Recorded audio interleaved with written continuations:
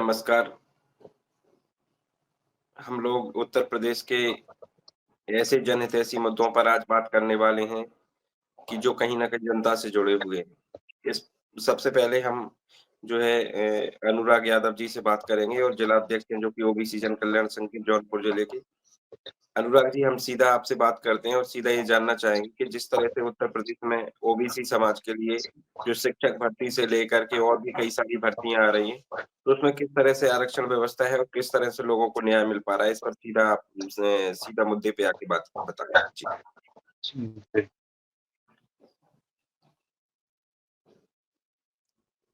मैं पहली बात तो राष्ट्रीय अध्यक्ष जी, मैं आपका बहुत-बहुत आभार प्रकट करता हूँ कि आपने अपने समकक्ष बैठाकर मुझे अपनी बात रखने का मौका दिया है और मैं जी, न्यूज़ नासा को भी बहुत-बहुत आभार प्रकट करता हूँ कि उन्होंने इस अपने प्लेटफ़ॉर्म पे हमें अपनी बात रखने का मौका दिया है। और जो रही बात उत्तर प्रदेश की, और मैं उत्तर प्रदेश के जौनपुर जिले का जिला अध्यक्ष ओबीसी जन कल्याण संघ संगठन का हूँ। तो यहाँ की जो शिक्षा व्यवस्था चल रही है, वह पूर्णतः ऐसा हम कह सकते हैं कि शिक्षा पे काम न करके पूर्णतः सरकार जो है, धर्म हितैषियों पे ही काम कर रही है। जी, संविधान की पूरी तरह अवहेलना करते हुए और पूरी तरह शिक्षा व्यवस्था को ध्वस्त कर रही है। उसपे जी, पूर्णतः ना तो उसपे वैकेंसियाँ निकाल रहे, जो वैकेंसियाँ निकाल रहे, उसपे धांधली पूर्णतः हो जा रही है। जी, और पेपर पेपर लीक की मुद्दा बराबर यहाँ पे चल रहा है जी, उत्तर प्रदेश में।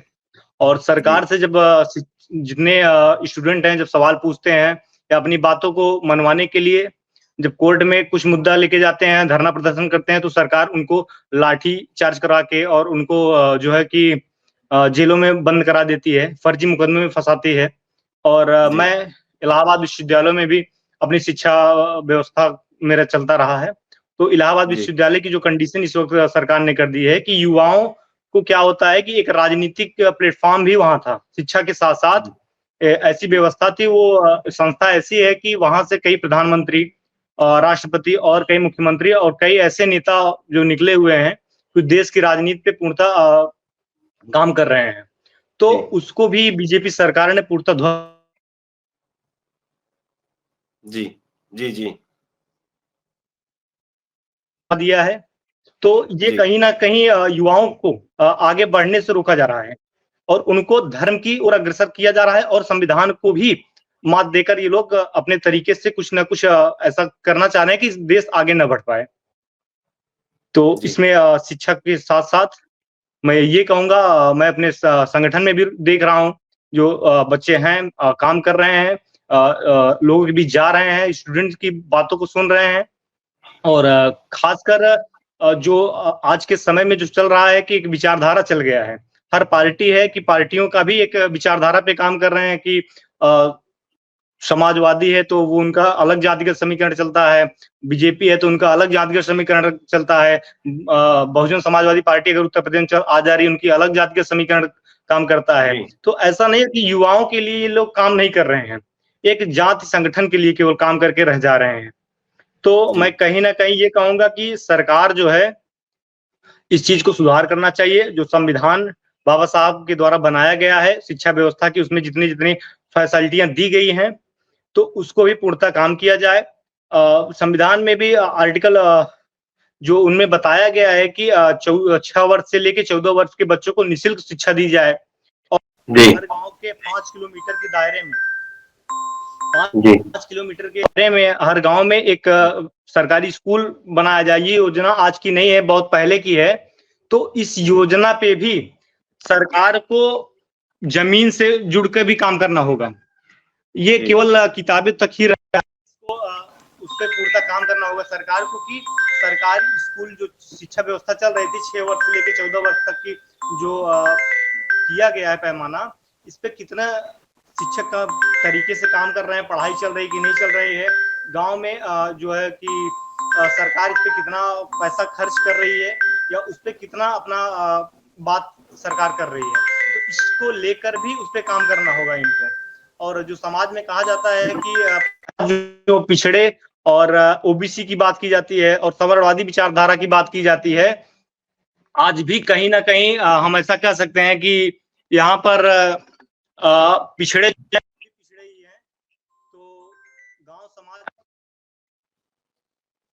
इसके लिए भी सरकार को ऐसी योजनाएं चलानी चाहिए कि सभी को बराबर का हक अधिकार मिले और ऐसा ना रहे कि केवल एक ही समाज को टारगेट करते हुए उस पे काम किया जाए और काम करके ही केवल एक समाज को आगे बढ़ाया जाए और जो पिछड़े हैं पिछड़े रह जाएं। संविधान का अवहेलना कर किया जाए, संविधान को पूरी तरह पीछे, संविधान को नजरअंदाज ना करके संविधान पे पूर्णतः काम करके शिक्षा व्यवस्था को सुधार करके युवाओं को पूर्णतः प्रमोट करें, क्योंकि युवा ही देश की भविष्य है। आने वाले समय में युवा ही देश को चलाएगी, तो इसलिए इसको सरकार को संज्ञान में लेते हुए इस पे काम करना चाहिए। जी। अच्छा, महाकुंभ चल रहा है, तो महाकुंभ में किस तरह की जो सुविधाएँ हैं, जो योगी जी बात करते हैं, जो मुख्यमंत्री जी हैं, सूबे के मुखिया हैं उत्तर प्रदेश के, वो बात करते हैं जी, कि हम जी, जी। लोगों ने एक अच्छी व्यवस्थाएँ दी हैं। तो जो इलाहाबाद में जो महाकुंभ चल रहा है प्रयागराज में, इसको लेकर के, सुविधाओं को लेकर के आपका क्या पक्ष है, क्या कहेंगे आप? जी, जी, जी, जी। जो महाकुंभ है, तो मैं इसके विषय में बताना चाह रहा हूँ। मैं इलाहाबाद में भी मेरा आना-जाना बराबर रहता है, वहाँ भी मैं रुकता हूँ, देखता हूँ और वहाँ के मैं जी, हालातों को मैंने करीब से देखा है। लोगों को मैंने जी, वहाँ करीब से देखा है, मैंने भी कुंभ में गया, वहाँ की चीज़ों को देखा, समझा।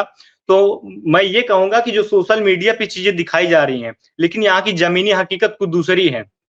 सरकार की जी, यहाँ पर मौनी अमावस्या के नहावन के दिन इतना भीड़ हो गया था, वीआईपी व्यवस्था एक भी कहते हैं ना कि वीआईपी कल्चर के ये लोग सरकार पूर्णतः समर्थन में रहकर आम नागरिकों को हुँ, पूरी तरह मतलब ढकेलती चली गई। जी, जो जितने इनके सैनिक लगे हुए थे, पुलिस बल लगा हुआ था, वो पूर्णतः वीआईपी कल लोग को भी सपोर्ट कर रहा था। जो आम नागरिक थे, उनको भेड़-बकरियों की तरह रोका जा रहा था और पीपा पुल यहाँ पे लगभग जितने बने हुए थे, लगभग सबको बंद करके केवल 2 ही पीपा पुल चलाए गए थे और 2 पीपा पुल भीड़ ज़्यादा बढ़ने की वजह से जब लोग इकट्ठा हुए, भगदड़ हुई, उसमें कई ऐसे लोगों की जानें चली गई आम नागरिकों के, तो उसको भी सरकार ने पूर्णतः छुपाने के प्रयास किया है। सही जी, रिकॉर्ड ना देते हुए सरकार यहाँ तक कहती है कि किस दिन कितने नागरिक नहा रहे हैं, नहाने की रिकॉर्ड इनके पास पूर्णतः आ जा रही है। लेकिन कितने भगदड़ में कितने लोग मारे गए, उस चीज़ पे सरकार पूर्णतः चुप्पी साध रही है। कई ऐसे लोग थे जो आज तक ही कुंभ में अपने परिवार को ढूँढते हुए मिलेंगे। तो कुंभ की जो व्यवस्थाएँ हैं वीआईपी व्यवस्था जिसमें गीज़र की आदि ऐसी-ऐसी लाइटिंग की सुविधा ऐसी तरीके से की गई, वहाँ पे आगजनी कई ऐसे स्थानों पे हो गई, उसमें भी काफ़ी ज़्यादा नुकसान हुआ।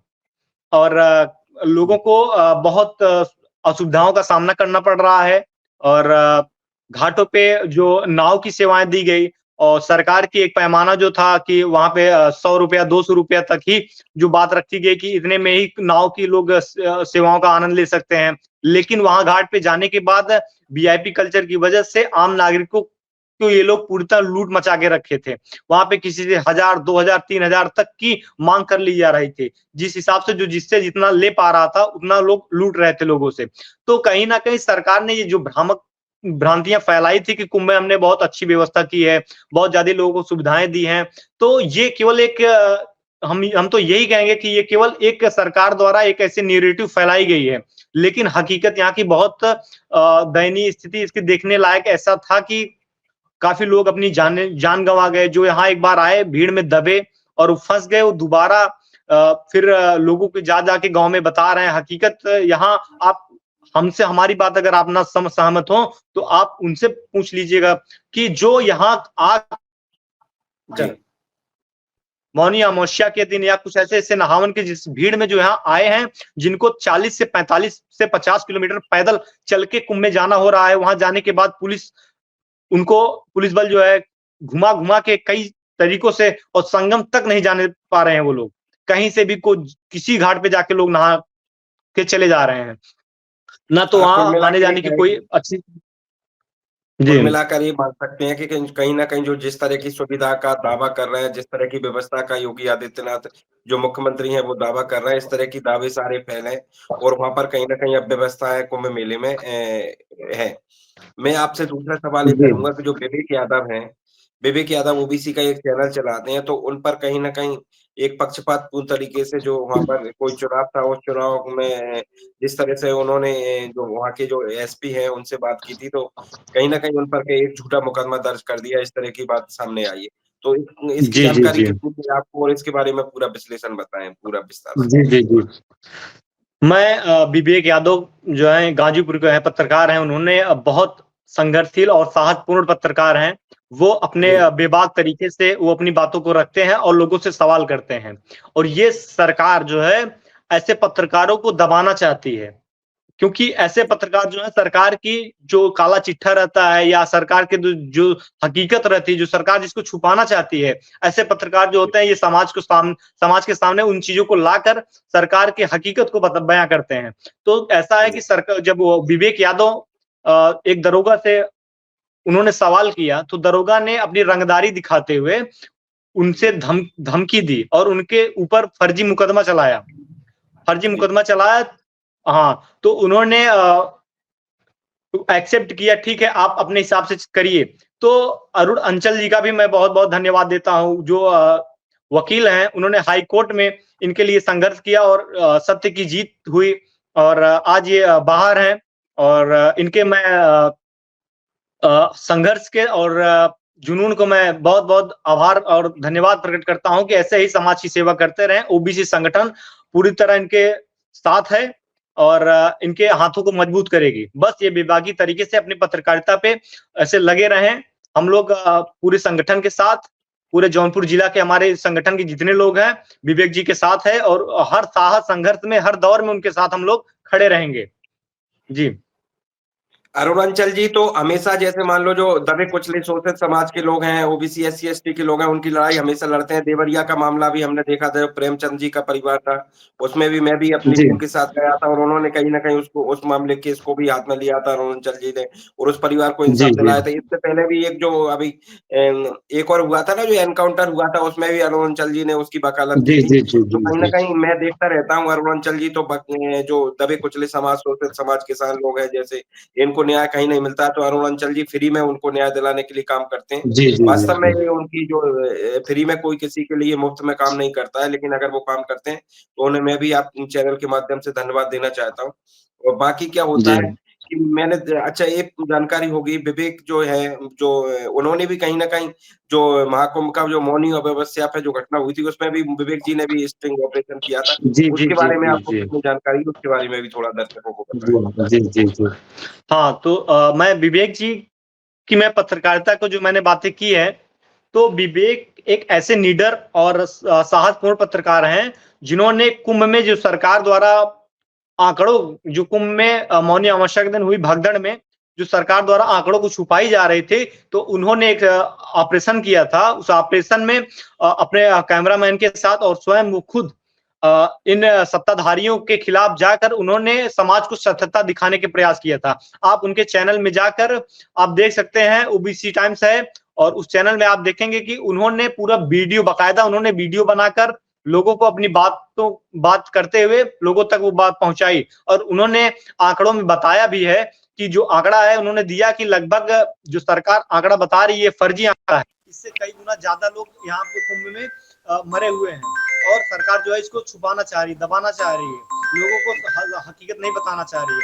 तो विवेक जी क्या होता है कि उन्होंने पत्रकारिता करते हुए अपने साहस को दिखाकर और उतने पुलिस बल तैनात थे और आज उसमें न्यूज 19 के भी पत्रकार कई थे और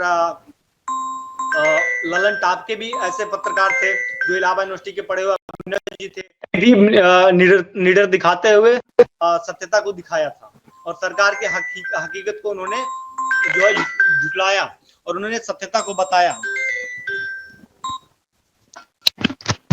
अनुराग जी मैं आपको एक बार बताऊं, आपने ये भी देखा होगा जो न्यूज नशा का जो प्लेटफॉर्म है, न्यूज नशा चैनल है, ये जो न्यूज नशा चैनल भी लगातार आपने देखा होगा कि जनता के मुद्दे उठाता है, और चाहे वो महाकुंभ में किसी भी तरह से भगदड़ की बात हो या फिर पूरा देश में, चाहे मध्य प्रदेश हो, राजस्थान हो, उत्तर प्रदेश हो, सारे देश में कहीं ना कहीं जो न्यूज नशा का जो चैनल है, प्लेटफॉर्म है, न्यूज नशा है, ये लगातार आप भी देखते रहते होंगे, लगातार जनसेवा के माध्यम से लगातार ये दबे कुचले शोषित लोगों की आवाज उठाता है।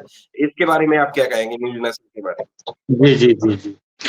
न्यूज नासा को भी मैं बहुत बहुत धन्यवाद और आभार प्रकट करता हूँ।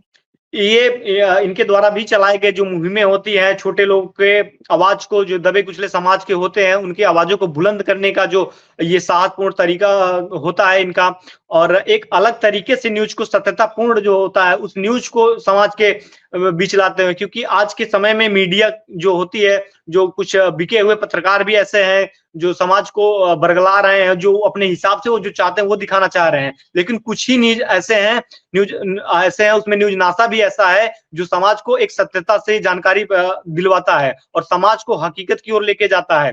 समाज को एक आईना और दर्पण दिखाता है कि समाज में चल क्या रहा है, हो क्या रहा है और जो होना क्या चाहिए।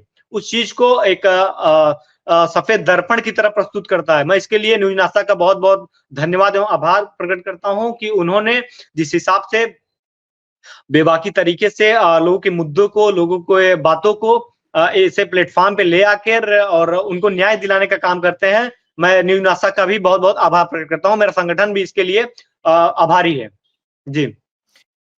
चलिए, आज हमने उत्तर प्रदेश के काफ़ी सारे मुद्दों पे बात की। इसके लिए अनुराग यादव जुड़े, जो कि ओबीसी जन कल्याण संघ के जिलाध्यक्ष हैं। आपका भी धन्यवाद और न्यूज़ जनता की जी, टीम का भी बहुत-बहुत धन्यवाद। फिर हम इसी मुद्दे पर फिर से जुड़ेंगे। धन्यवाद। जी, धन्यवाद। और आप हमसे जुड़े रहने के लिए सब्सक्राइब करें YouTube पर, फॉलो करें Twitter पर और लाइक करें Facebook पर। और ज्यादा जानकारी के लिए आपको टाइप करना होगा सिर्फ न्यूज़ नशा।